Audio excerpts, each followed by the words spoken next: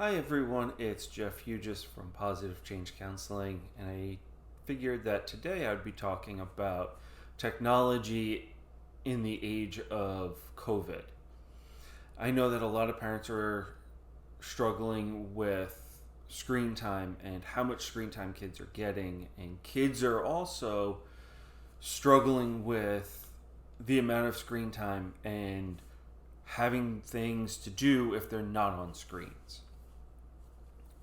So I'm going to be covering three things today. One is the importance of disconnecting from screen time. Two, creating a schedule. And three, setting time limits. So the importance of disconnecting from screens is several different things.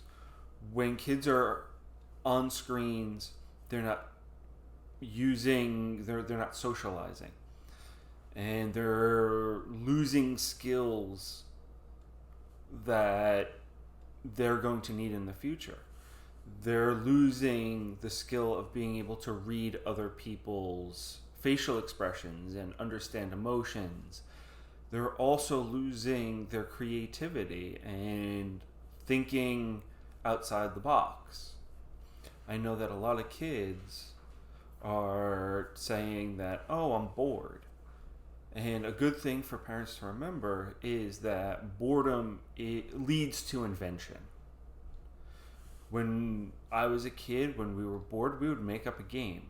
And sometimes it was fun, sometimes it wasn't.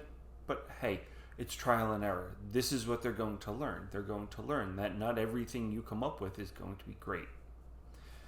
But it's giving them that opportunity to try to figure out how to make something and make games and come up with alternatives to being on screens. So a schedule.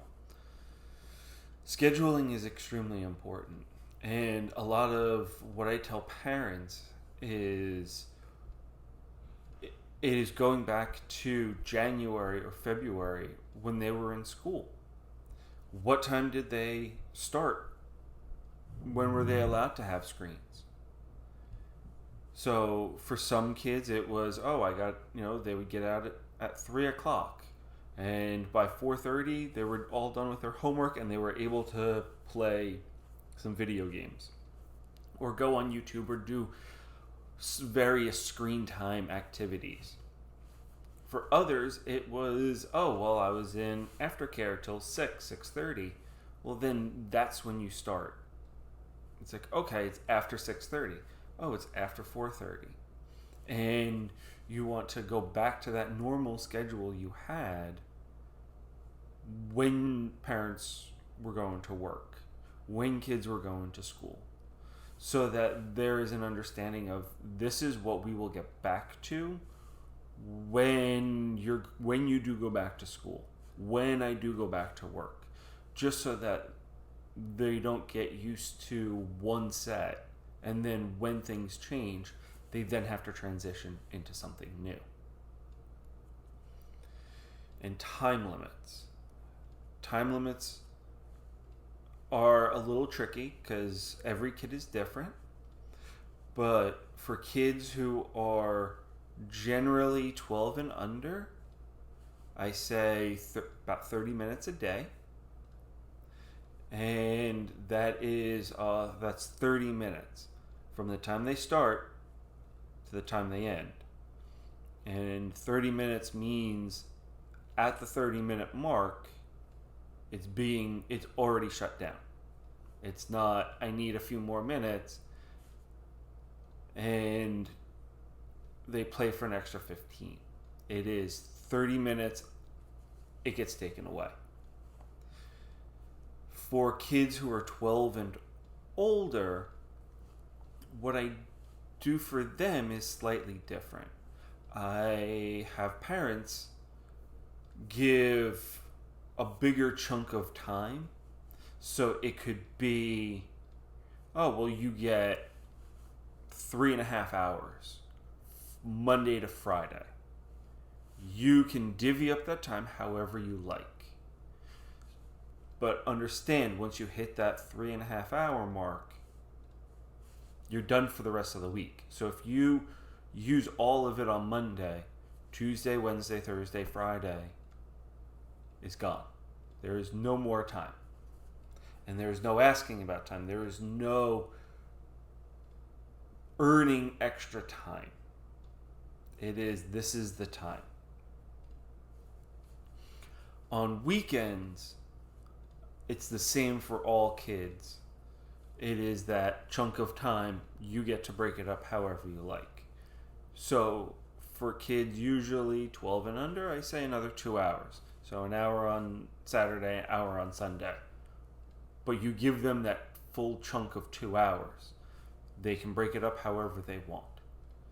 And I have found that gives the kids a lot of control. And it also helps them start to organize their own gameplay and be able to say, well, I have 10 minutes.